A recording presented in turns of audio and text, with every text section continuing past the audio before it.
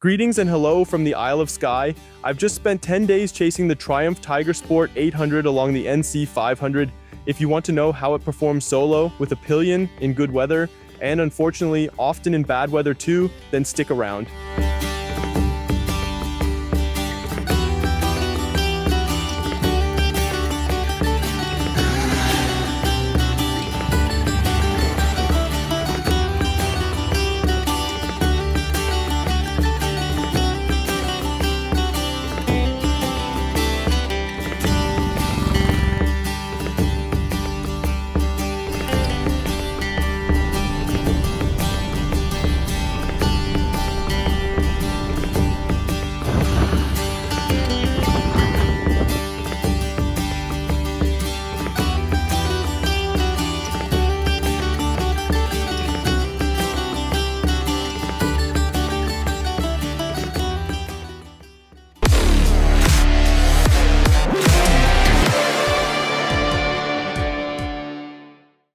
But before I dive into my impressions from Scotland, just a quick note. Normally we've got a whole arsenal of brilliant cameramen, but sadly none of them could join me in Scotland this time, so I went all in with Insta360. The regular camera for all the POV bits is the Ace Pro 2, which we've been using since this year. And then, of course, there are the really cool shots, especially in such a stunning landscape like Scotland. I really hope I've managed to capture those with the X5 from Insta360.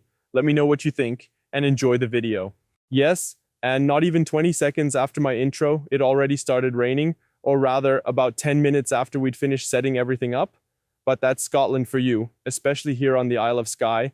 I've only ever seen the weather change this quickly in the high alpine regions of South Tyrol. Something worth keeping in mind if you're planning a trip here. And if you're not sure how to go about organizing it, I'd recommend using a travel provider. In my case, it was Feel Good Rising with Ralph, who put together a stunning route for me along the North Carolina 500. Not just the heart of Scotland, but also this little hop over to the Isle of Skye, the only one of the Hebrides you can reach by bridge, the others only with a ferry. As you'd expect, it's all very touristy around here, but in return, you get views and scenery that are genuinely rare in the world. Scotland really is a fantastic destination. But let's get to the Tiger Sport 800. It's standing here in front of me, nicely kitted out. Most of this comes as standard, and that's where I want to start. So, what are the features? We've got cruise control and a quick shifter as standard here. Two things I'd definitely add to any touring bike if they didn't already come fitted. Something else I would absolutely go for, which is optional but thankfully installed here, are the heated grips. They're incredibly useful. Also practical is the luggage setup you can see here. Side cases left and right. One of them easily fits a full face helmet like my Schubert concept, even with a comm system attached. The top box, that'll take 2 flip-up or full-face helmets without any issue. It's honestly impressive how much storage space that gives you. And one other bit of kit that's really proved its worth here in Scotland, the fog lights.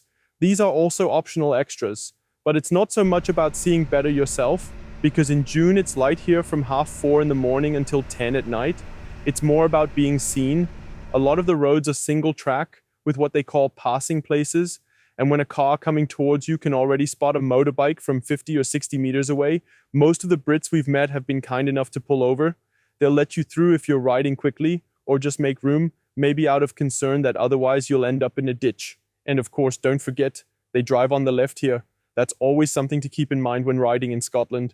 Not just for yourself, by the way, but especially when you spot one of those camper vans from the Netherlands or from another part of mainland Europe, it's definitely worth being extra cautious. Technically, the Tiger Sport 800 isn't a stranger to us. Gregor has already tested it for us. I'll give you the quick version. The 800 engine delivers 84 Newton meters of peak torque.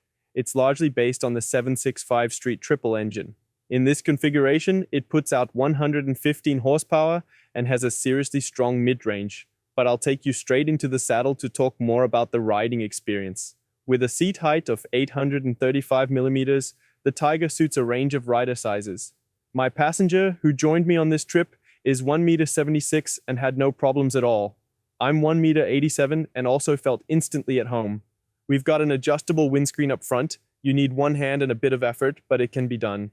I'll talk more about what that feels like in the saddle in a bit. Other than that, there's not a huge amount going on. You get 3 riding modes: rain, road, and sport. There's also lean-sensitive rider aids, so traction control and ABS that adapt depending on your lean angle. One quick note before we hop on about those fog lights. They only work if you switch off the Tiger's daytime running light auto mode up front. That is, you need to select the standard dipped beam.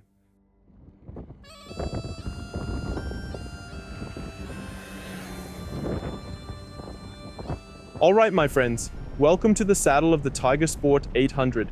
Left-hand traffic from here on out.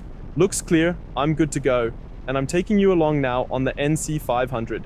The Tiger Sport 800 came out at the start of the year, and let me tell you straight away, if you want the full dynamic impressions, the real high-speed stuff, I'd point you to Gregor's video.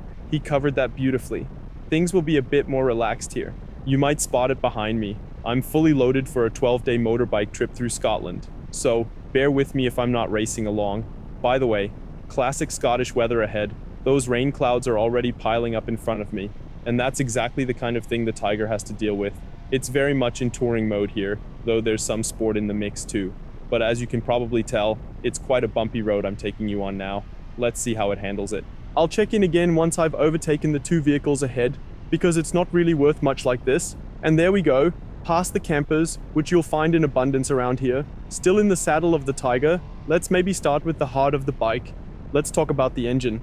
Unlike other Tiger models, the triple here doesn't use the T-plane crank setup. What does that mean? Well, we've got a classic 3-cylinder firing order, not the offset crank pins that Triumph uses in the 900 and 1200 models to mimic the feel of a twin. Triumph says that setup helps off-road, but since this 800 is purely a road-focused machine, it doesn't need it. The engine produces 115 horsepower at 100 kilometers per hour and puts out 84 Newton meters of torque. And that's more than enough for these narrow winding roads that aren't always in the best condition. Right, light rain setting in now. I'll check back in once it's a bit drier, so I think we've made it through the worst of the rain. The road's still wet, but that should be it for now.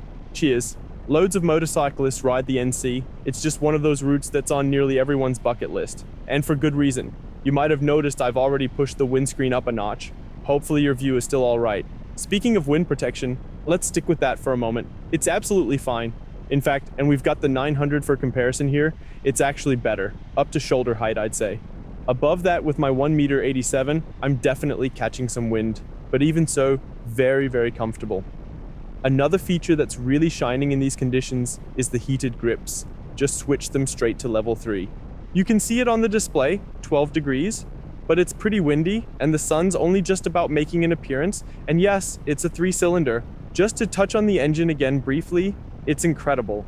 Honestly, I didn't expect it to have such strong mid-range punch. It does come from the Street Triple after all. This is a derivative of the Street Triple triple-cylinder engine, which is quite a sporty setup. Alright, we're in a built-up area now. The original engine is designed to deliver top performance, but the layout here has been tweaked quite a bit. It's now much more geared towards comfort when touring and pulling power in the mid-range. And they've done a really good job with that tuning. The revs run relatively high, sure, but you hardly notice that when touring. The engine runs very smoothly with very little vibration, and acceleration more than enough, even fully loaded like I am right now. And if we're going to talk about acceleration, then of course we need to talk about braking as well. These brakes, they don't have a big Brembo logo or anything particularly flashy, but they work really, really well. Sorry about that, just ran into a patch of rain. Cheers. Hello again. I hope you can see properly now. But finally, we can talk about the suspension on the Tiger Sport 800. 150 millimeters of travel at the front and rear, that's sort of become the sweet spot in this crossover segment, and for good reason. Right, let's hope our friend here, yes, lovely, he's pulled over. Much appreciated, thank you. So yes, that sweet spot of 150 millimeters front and back has caught on in the crossover scene for a reason. And the Tiger Sport 800 has exactly that. It's just enough to soak up potholes like the ones you're seeing up ahead here, but at the same time, when braking, like if we brake a bit harder now, it doesn't dive too much. I constantly have a really nice, planted, confident feel from the front end. The dimensions are standard naked bike spec, with a 120/70/17 up front and a 180/55/17 at the rear. Absolutely brilliant. And by the way, what you're seeing up ahead, that's not a lake, that's the sea again. Heading down a pass now, and as so often on the NC500, it's single track only here, which means now and then you'll need to brake pretty abruptly. And I have to say, Triumph have done an outstanding job tuning the ABS on the Tiger Sport 800. It's got a really sharp feel, especially in sport mode. It allows for quite forceful deceleration, and the same goes for the traction control.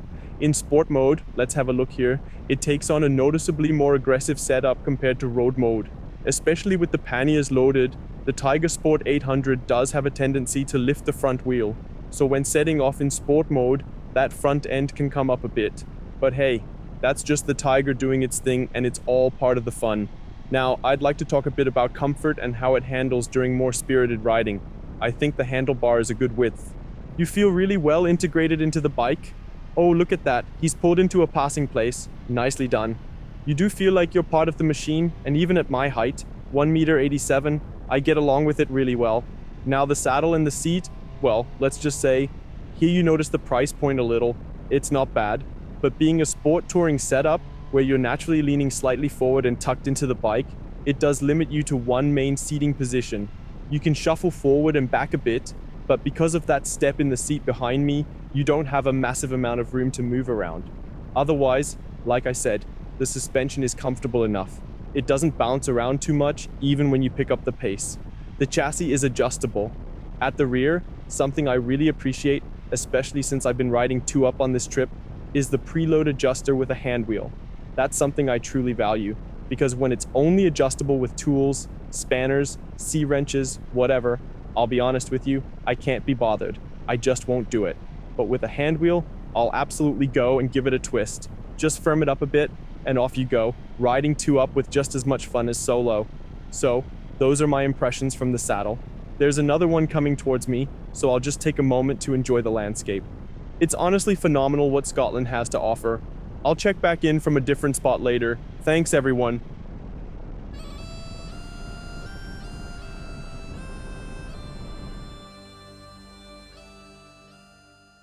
Right, let's now take a look together at the ergonomics of the Tiger Sport 800. I'm 1.87 meters. The knee angle is typically tight, as you'd expect from a tourer. The handlebar is a comfortable width, and you feel well integrated into the bike. Wind protection is sufficient. The head is clear. I actually prefer riding with the screen in the lower position. That way, I get more airflow around my helmet, but without the turbulence, which is maybe one of the weaker points of this bike. Triumph promises a payload capacity of 224 kilos, and that's been put to good use. We've got the panniers on the back, plus the top case. Now let's see what it's like riding 2-up. As you can already see, the space isn't cramped, but it's not massively generous either. The knee angle on the pillion seat is relatively relaxed, which makes it comfortable, whether you've got a pillion rider or a pillion passenger. The seat padding is nice and level, not sloping downward like you get on many adventure tours, and you can definitely manage longer stints like the one we just did, around 200 kilometers with 2 people, without a problem. What does become slightly bothersome over time, in my opinion, is the saddle.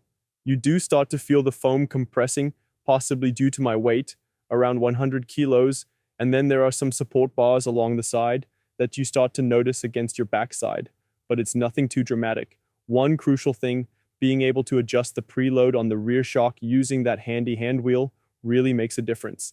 That way, you're properly set up for 2-up touring. A great feature. And just a quick note on wind protection from the pillion's perspective. Because the pillion sits quite high up, the windscreen at the front doesn't do much, or almost nothing at all.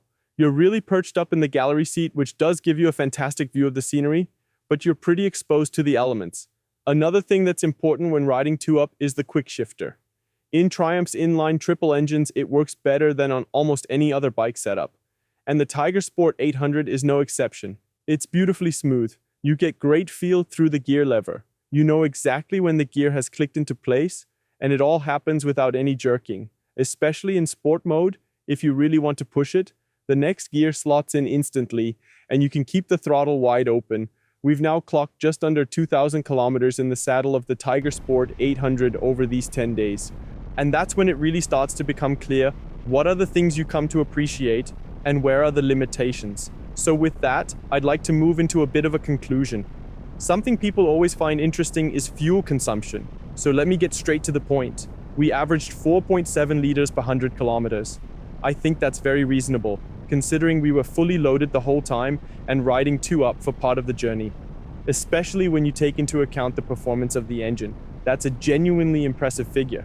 But it's also the little things you grow to appreciate, like the USB socket under the seat. I'd actually prefer it up in the cockpit. It would be more practical for everyday use, especially if you're using a sat-nav up front. But still, it's great that it's included as standard. Same goes for the wind protection. You really start to value these side flaps once the Scottish wind's been hitting you for 6 hours straight at 8 degrees.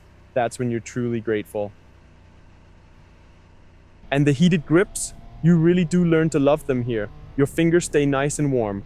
All in all, the Tiger Sport 800 is, for me, a fantastic addition to the Tiger lineup, especially for those who want to stick mainly to the road and who want to let loose that bit of sportiness the name promises now and then.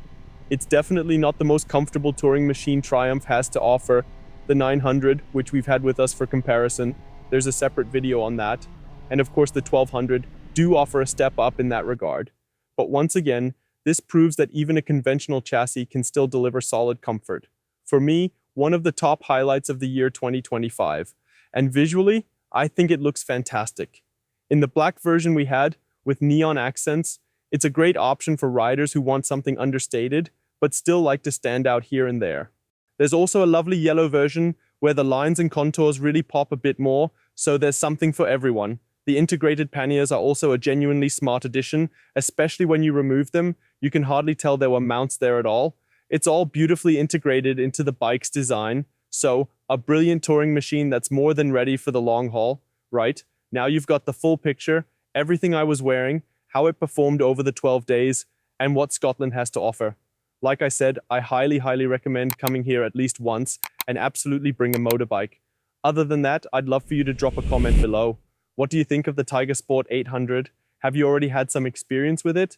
I've actually seen one or two out on the road during our trip, so it's definitely out there on the market. And what's stopping you from coming to Scotland? Let me know in the comments below. Thanks for watching and have a great evening. Cheers.